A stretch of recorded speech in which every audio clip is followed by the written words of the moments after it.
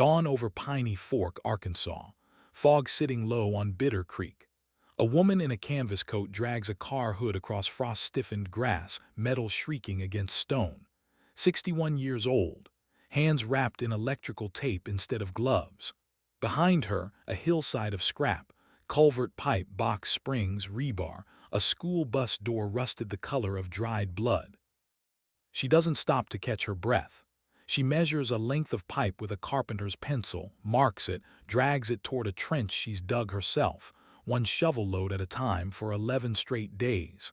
A neighbor's porch light clicks on across the road. Curtains move. Nobody crosses the fence to ask what she's doing. They've already decided they know. By the time the sun clears the ridge, she has laid 4 sections of pipe end to end, packed with clay, aimed like a rifle barrel at the old quarry pit behind her orchard. She stands over it, wipes her forehead with a wrist still taped in electrician's tape, and says only to no one, just a little more time. What she's building has no name yet. What it's for, not one soul in Izard County has guessed correctly. If you're the kind of person who slows down for a story like this one, go ahead and hit subscribe. It costs nothing, and it means a great deal to a channel like mine. Drop a comment and let me know what corner of the world you're watching from tonight. Now, let's go back to the beginning, to understand why a grown woman was hauling junk metal up a hill alone. Her name was Marlene Ostrander, and she had lived her whole life on 40 acres above Bitter Creek, 3 miles outside the town of Piney Fork, in the hill country of Izard County, Arkansas. Her grandfather had cleared the orchard by hand in 1938. Her father had grafted the Arkansas black apple trees that still bore fruit every October, gnarled and stubborn as the family that tended them. Marlene had buried both parents in the little cemetery behind the Baptist church, and buried her husband there too, 12 years back, of a heart that had simply grown tired. Since then it was Marlene alone and her younger sister Fern who lived in town and came out most Sundays with a casserole dish and a worried look. The orchard had always scraped by.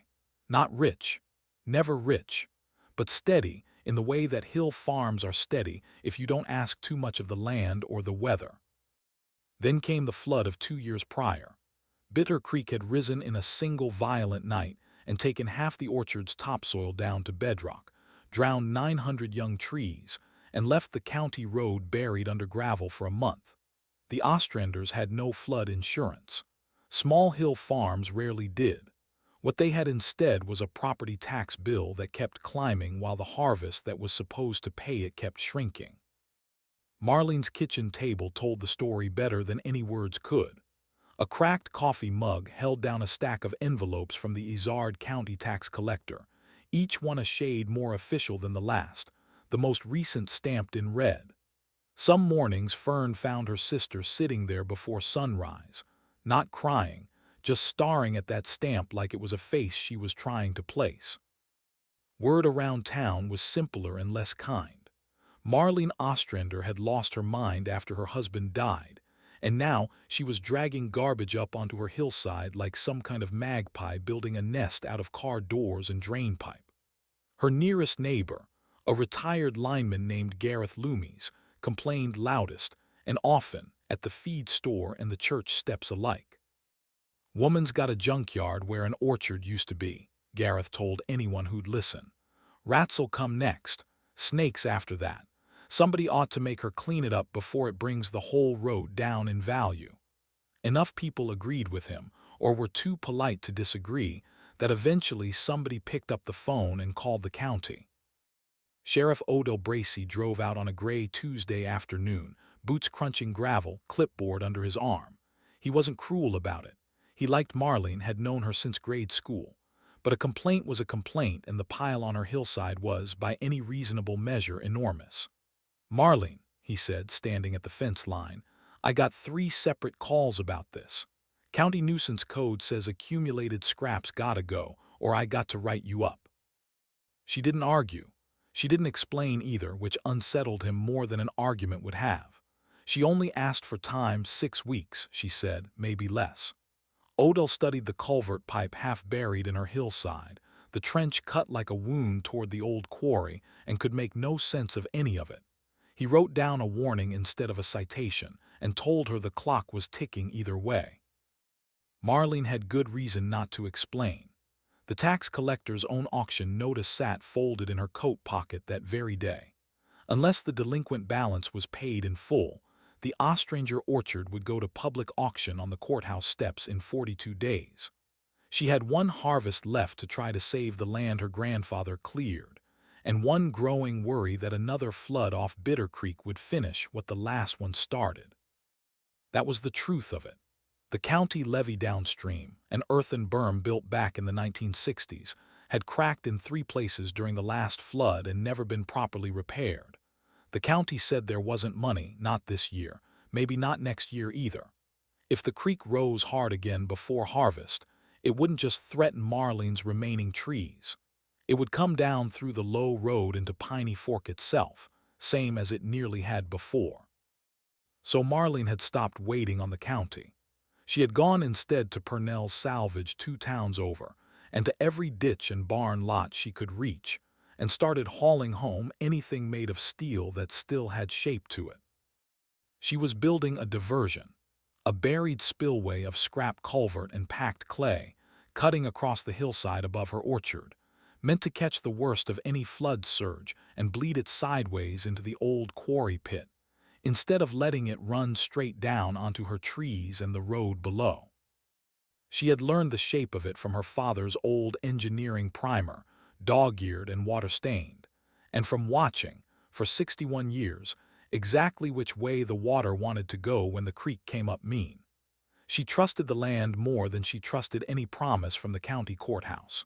What she did not have was money for new pipe, or time to waste on people who thought she'd lost her senses. Fern came out one Sunday with the casserole and found her sister up to her knees in the trench, sweat-soaked, hauling clay by the bucketful. "Marlene, honey, you are going to work yourself into the grave same as your husband," Fern said, setting the dish on the tailgate. "Whole town thinks you've gone simple. Gareth's telling people you're building a bunker for the end times." Marlene only laughed. "Short and tired.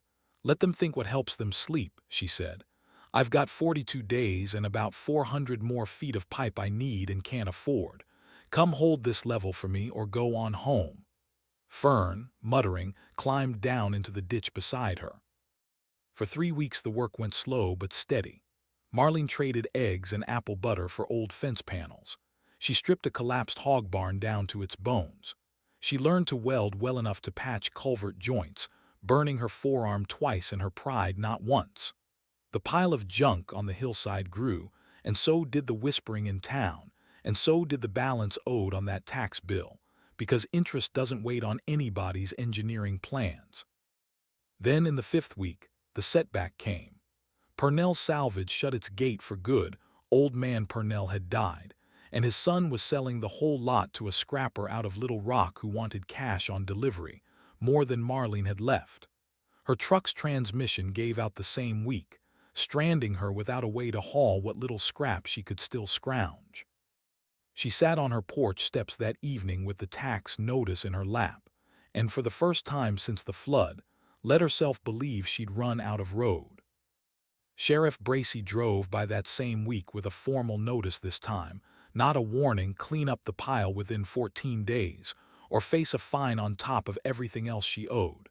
Standing at her fence, clipboard in hand, he looked almost sorry to hand it to her.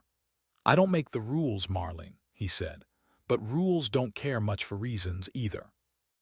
That night Marlene walked the unfinished trench alone by lantern light, counting the gaps still open, the pipe still missing, the days still owed. She thought about her father grafting trees he'd never lived to see full grown, planting for a harvest that wasn't his to gather. She thought about quitting. Then she thought about the low road into town, and the schoolhouse sitting square in the water's path if that levee ever gave for good. By first light she was back in the trench with a hand shovel and what pipe remained, laying it shorter and rougher than planned, patching gaps with flattened barrels and salvaged rebar mesh instead of proper culvert. It would not be the spillway her father's primer had drawn. It would have to be enough. Fern came without being asked, and brought Gareth's own nephew, a quiet boy named Silas who'd always liked Marlene better than his uncle did, to help haul what the broken truck no longer could. The storm came 9 days before the auction, in the second week of October, a slow green sky over Bitter Creek that everyone in Piney Fork knew to be afraid of. Rain fell for 11 hours straight. By midnight the creek had climbed its banks. By 2 in the morning, word came over the volunteer fire radio that the old county levee had split wide along its worst crack, exactly where everyone always feared it would. Sheriff Bracy was among the first down to the low road with his spotlight, expecting to find it already underwater the way it had been 2 years before. Instead he found the road dry, and the creek's surge running hard along a channel it had never run before sideways, off Marlene's hillside, pouring in a brown torrent down into the old quarry pit instead of down into town. He stood in the rain with his light shaking in his hand, staring at water doing something water wasn't supposed to do on its own. By dawn half of Piney Fork had come out to see it. Gareth Loomis stood at the fence he'd complained across for 2 years, watching floodwater churn into the quarry through a scar of buried pipe and packed clay he'd once called a junk pile, and said not one word. Fern found Marlene standing over her own spillway in the gray morning light, exhausted, soaked through, watching the orchard behind her sit untouched while the low road stayed dry, and the schoolhouse stayed dry, and every soul who doubted her stood there seeing it with their own eyes instead of hearing it from hers. Nobody made a speech. Nobody needed to. Silas waited along the channel's edge, laughing out loud at the sight of it holding. Sheriff Bracy walked the length of it twice, checking joints she'd welded herself, and finally just shook his head and folded up the notice still sitting in his coat pocket, the one he'd never gotten around to enforcing. The harvest that October came in whole. Marlene sold every bushel of Arkansas black apples the orchard had left to give, paid the county to the last delinquent dollar, and watched the auction notice get pulled from the courthouse board 6 days before her land would have gone up for bid. Gareth Loomis, of all people, showed up that winter with a truckload of scrap steel he no longer had use for and asked, plain and quiet, if she could still use it. She could. She always could. The hillside above her orchard still holds that buried channel today, grown over now with Johnson grass and black-eyed Susans, invisible to anyone who doesn't know to look for the seam in the ground. Piney Fork remembers it differently than they remember most things, not as the year the levee broke, but as the year a woman's junk pile decided which way the water was going to go. Claude is AI and can make mistakes. Please double CH.